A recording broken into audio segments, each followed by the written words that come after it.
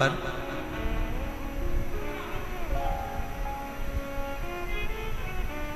यदि मान लो घर में कोई एक व्यक्ति बिगड़ा हुआ है, मदिरा का नशा करता है, गांजा पीता है या गलत गलत व्यसन करता है, तो क्या उसको देखकर सारे घर के लोगों को बिगड़ना चाहिए? क्या करना चाहिए? उसको सुधारने का प्रयास करना चाहिए।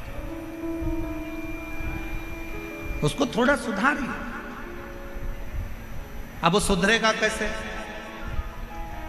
घर से निकाल दोगे तो क्या सुधर जाएगा? झगड़ा करोगे तो सुधर जाएगा? लड़ लोगे तो सुधर जाएगा? नहीं। उसको सुधारने का सबसे सुंदर तरीका है कि उसको गलत लोगों की संगत में से हटाकर कहीं शिव पुराण में भजने वालों की संगत में बिठाना प्रारंभ कर दीजिए। धीरे धीरे उसको होटल से निकालकर देवालय तक भेजना प्रारंभ कर दीजिए। उसको गलत जगह से हटाकर भगवान की भक्ति की ओर लगाना प्रारंभ कर दीजिए। धीरे धीरे धीरे धीरे वो सब हो जाए, धीरे धीरे सब। और शिव महापुराण में श्रम्भेश्वर बाबा का एक कितना सुंदर वर्णन किया गया कि अगर मान लो कोई व्यक्ति नशे में डूबा रहता है, मदिरा का नशा छोड़ ही नहीं रहा, पूरा प्रयास कर लिया और वो दारू छोड़ने को ही तैयार नहीं, 8 साल 10 साल 15 साल 20 साल 25 साल 30 साल निकल गए और वो मदिरा छोड़ ही नहीं रहा, बहुत तकलीफ में। नया लड़का है, अभी शादी हुई, बहू बेचारी रोती है, घर के बच्चे रोते हैं, पर वो मदिरा का नशा छोड़े ही ना। तो श्रम्भेश्वर महादेव का स्मरण करें। बेलपत्री के 5 पत्ते, शमी के 3 पत्ते। बेलपत्री के कितने पत्ते? 5। शमी के कितने पत्ते? 3। बेलपत्र के 5 पत्ते, शमी के 3 पत्र और काली मिर्च 5। एक पत्र, शमी पत्र सब साथ में लेकर काली मिर्च के साथ में बाबा देव अधिदेव महादेव को, भगवान शंकर को समर्पित करो।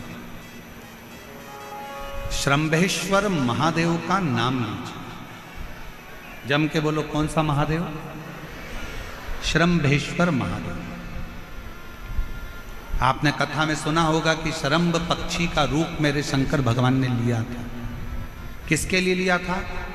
नरसिंह भगवान को जो गुस्सा आ रहा था, नरसिंह भगवान जो तोड़ फोड़ कर रहे थे, सारे देवताओं को डर लग रहा था, तब भगवान शंकर ने शरम्भ पक्षी का रूप धारण कर नरसिंह भगवान को अपने पंजे में उठाकर अलखनंदा नदी में ले जाकर डाल दिया। शिव जी ने एक नाम लिया, शंकर जी का एक नाम का उच्चारण हुआ। क्या नाम था? जम के बोलो, श्रम्भेश्वर महादेव। आवाज नहीं आ रही है, जरा दम के बोलो, कौन से महादेव? बोल श्रम्भेश्वर महादेव की। श्रम्भेश्वर महादेव।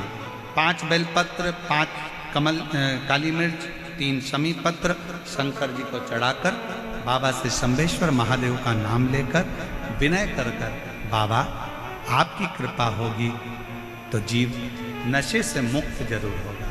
शंकर, आपकी कथा कहती है कि आप राम नाम की मस्ती में डूबते हो और नशे को त्यागते हो। बाबा, मेरे भी घर में एक व्यक्ति, उसका नाम ये है, ये गोत्र है, वो नशे में डूबा रहता है। बाबा, इसको नशे से बाहर निकालो। झोली पसार कर प्रणाम करो। अपने हाथ की हथेली को, जैसे ये जल बहने वाला जो स्थान है, यहाँ ये पानी जो यहाँ से बहकर आता है, अपने सीधे हाथ की हथेली को यहाँ लगाओ। सीधे हाथ की हथेली को यहाँ लगाकर फिर ये जो जलाधारी है, यहाँ अशोक सुंदरी का स्थान होता है, अपनी हथेली को यहाँ लगाओ। कार्तिकेय गणेश जी का जो स्थान जलाधारी पर होता है, वहाँ हथेली को लगाकर बाबा के शिवलिंग का स्पर्श कर कर जो चढ़ाई हुई सामग्री है उसको वापस उठा लो और लेकर आ जाओ। शमी पत्र मदिरा पीने वाले व्यक्ति के कक्ष में रख दो और एक बेलपत्र और 1 काली मिर्च। जो मदिरा के नशे में लगा रहता है, सुबह के टाइम पर बेलपत्र, शाम के समय पर काली मिर्च किसी भी तरह से उसको खाने में देना प्रारंभ करिए। 15 दिन बाबा का चढ़ा हुआ जल शंभेश्वर महादेव के नाम से दीजिए।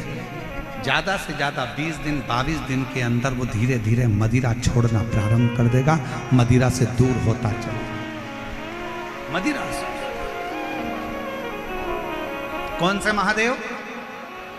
जम के बोलो जरा, शंभेश्वर महादेव।